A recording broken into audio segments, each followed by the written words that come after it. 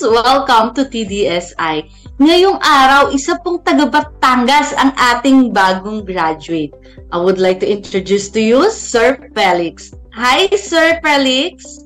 Hello po. I'm Felix Castillo. I am working as a design engineer from a local here in Batangas. And I'm also TDSI batch 2 for Forex trading. Before ako pumasok sa Forex mentorship, zero knowledge po talaga ako. So, first time mo po bang sumali sa trading? Or prior this TDSI, meron ka na po bang background sa trading? Or talagang first time mo dito sa TDSI?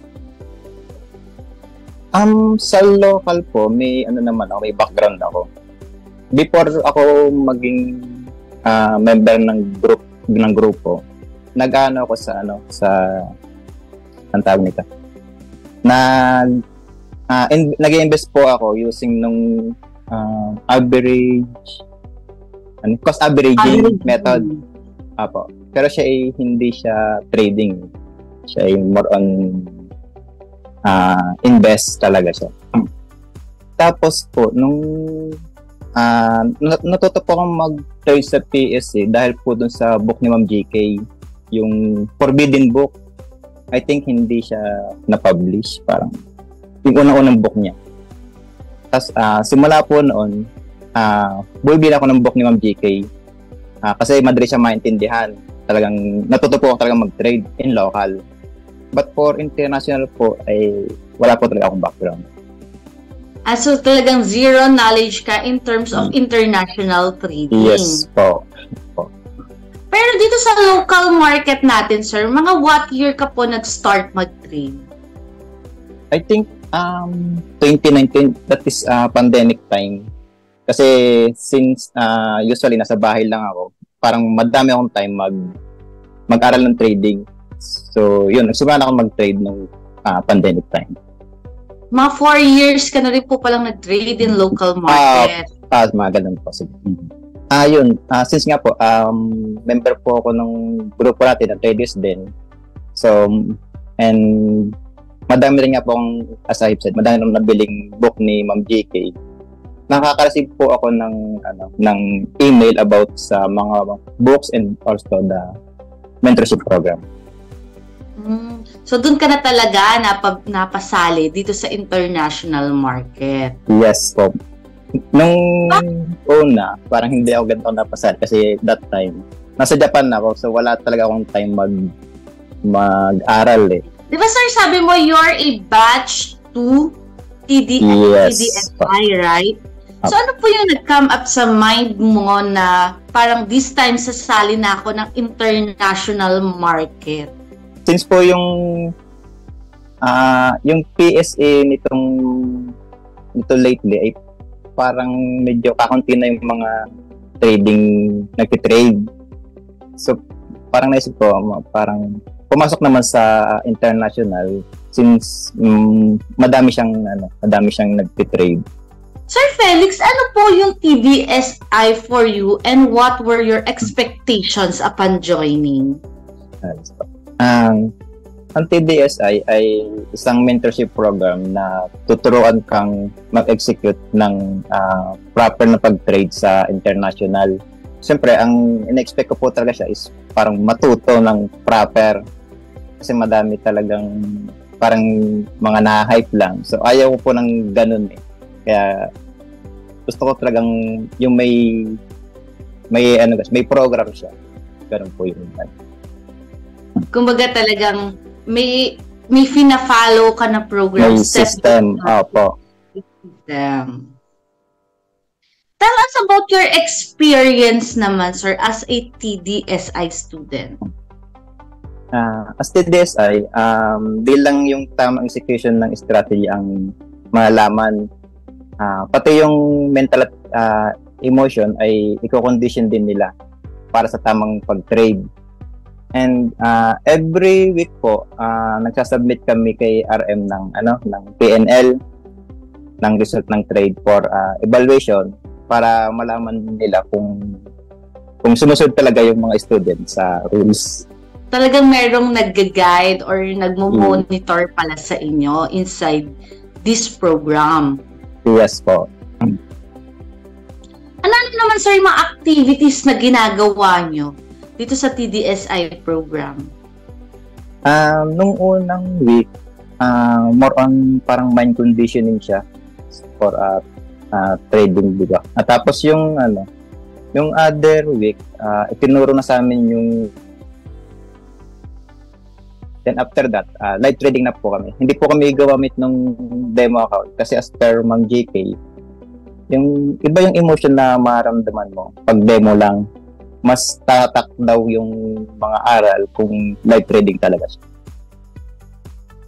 Kasi iba talaga yung emotions pagka demo lang and pagka live trade talaga. Opo. Pag real money yung ginagamit mo sa pag-trade. Yun, lalo nga pag may involved na ganyan, parang syempre iba na yung di ba?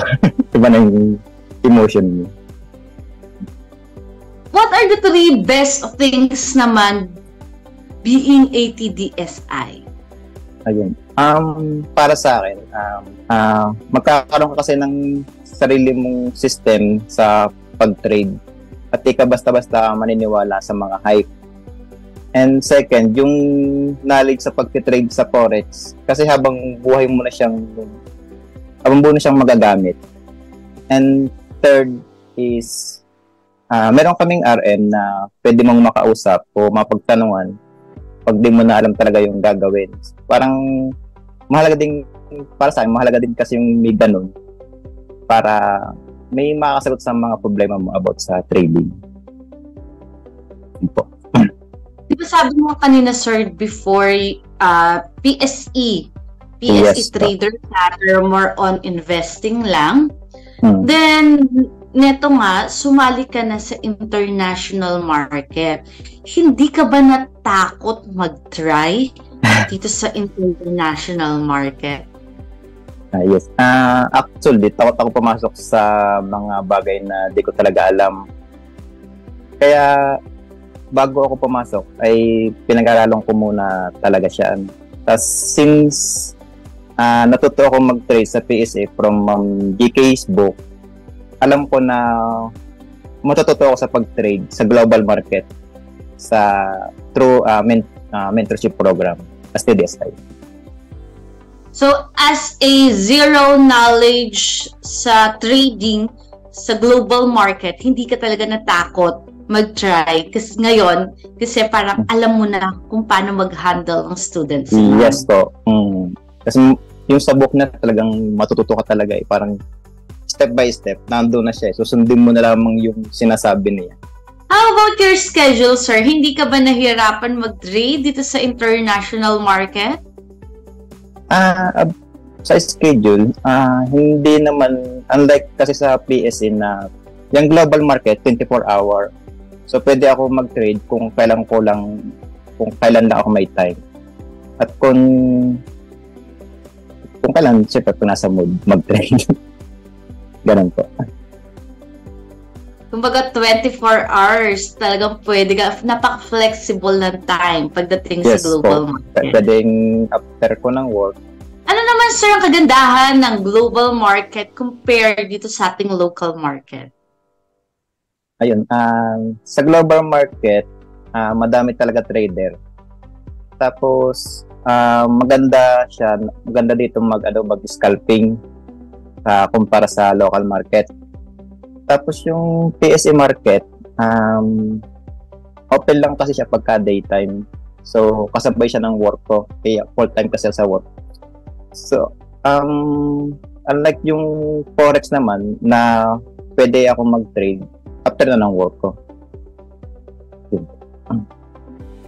So, talagang anytime. Like nga, sabi kanina, flexible yung time. Yeah, opo. Sir Felix, can you tell us about the trades that you made? Yung talagang mga hindi mo makakalimutan mga trades. Yung ang hindi ko malilimutan, yung pagka sa swing trade kasi sobra talaga siyang risky. Malaki yung, although malaki din yung gain mo kapag umayos sa yung market. Pero yung risk niya, sobrang laki din. Parang So, So parang nag-aalangan ka before talaga kung magsuswing ka dahil sa risk management or sa risk na pwede mong pasukin in terms pag nag-swing ka. Yes po. So ano naman sir yung pinakamalaking gain at pinakamalaking loss mo dito sa trade mo? Ang pinakamalaki kong loss, I think umabot ako ng $50 yung ano talaga siya, yung kilos plus.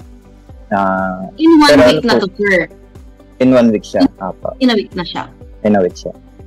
Tapos yung sa pinakamalaki ko naman pong game ay ang tanda ko po is 70 sa scalping naman siya. So parang covered din talaga. Na-covered din yung pinakamalaking loss in a week. Parang as Ma'am JK nga, as nagtitrade ka through series of trade, makakover naman talaga niya yung mga nalolos mo. So, sir, paano mo naman na-overcome yung mga losses mo? Meron po kaming checklist na trading para maiwasan yung mga revenge trade o kaya may overconfident. So, gawa kahit po kami ng kilos, which is keep your losses small, at kilos plus, which is yung may limit lang na losses per week upang maprotektahan din yung capital. Natural din naman talaga na naglolos tayo. Diba? Tapos, over nga sa series of trade, mababawi mo naman siya. Kaya parang okay din lang naman. So, ano naman, Sir Felix, as a zero knowledge before, di ba? Or masasabi natin, as a newbie, dito sa ating international market, ano yung mga mistakes that you've made and paano mo siya na-overcome? Sa tingin ko nung raman total daw kung parang big na mistake ko sa pag-trade kasi susunod ko po yung mga rules kasi takotin naman nga talaga akong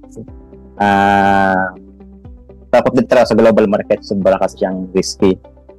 So yun, since ang list ko lang is may tiwala naman ako sa program kaya sumusunod lang ako doon sa mismong program. Sir, what was the hardest part of your trading journey? Ayun, nung una napupuyat ako kasi as a newbie, parang masarap mag-trade, parang pasok lang ng pasok lang. Pero nung habang tumatagal na, parang naging less na yung pag-trade ko. Parang nagiging mapili din ako sa mga tinitrade na pair. So parang nung una as a newbie nga sabi mo, parang nadupat sa trade, so pasok lang ng pasok. Ganun. Pero naman po siya. Ngayon naman po ay parang less na rin naman po. For you, Sir Felix, was trading hard? I think with the proper guidance, di naman po siya mahirap. Sa strategy, relax lang naman ang execution kasi may stop loss naman or trailing stop. Parang hindi mo na totally siya kailangan tutukan. Pero I think hindi naman ganun kahirap. As sabi mo nga, di ba, isang newbie, isang from zero knowledge sa trading. Basta susundin mo lang ang strategy, talagang, di ba, hindi siya ganun. Hindi ka mapapahama. So ngayon, Sir Felix, how does it feel na finally, eto na, graduate ka na sa TDSI? First din po ako. So, nag-graduate na po pala ako. Kasi parang hindi po ako masyadong makapaniwala na nag-graduate ako na parang madami din po kasi akong loss. Pero yung yung total na dun sa test trade ko, gain pala po siya. So sabi ni RM, graduate na po pala. Hindi mo na mamalayan na, di ba, gain ka pala. Although nakikita mo kasi losses lang na nakikita mo sa port, pero overall gain ka pa rin, di ba? Siguro dahil nga po meron din siyang maliit lang yung nalolos, siguro. Yun yung kagandahan ng kilos natin, di ba? Kahit na nakasumpong losses ka, basta kilos lahat yan, kayang-kayang i-cover yan ng isang gain mo. Kaya talagang ifa-follow mo lang talaga yung strategy at magkikilos ka lang talaga, di ba? Hindi mo talaga siya mamamalayan. Yes po.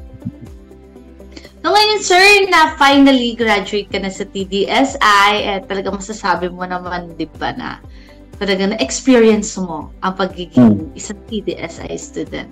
Will you recommend TDSI sa mga family members, friends, colleagues mo to be part of our program? Yes po. I will recommend TDSI kasi may sa pagtitipid ng global market. So do you think, sir, the strategy we used inside this program is really effective?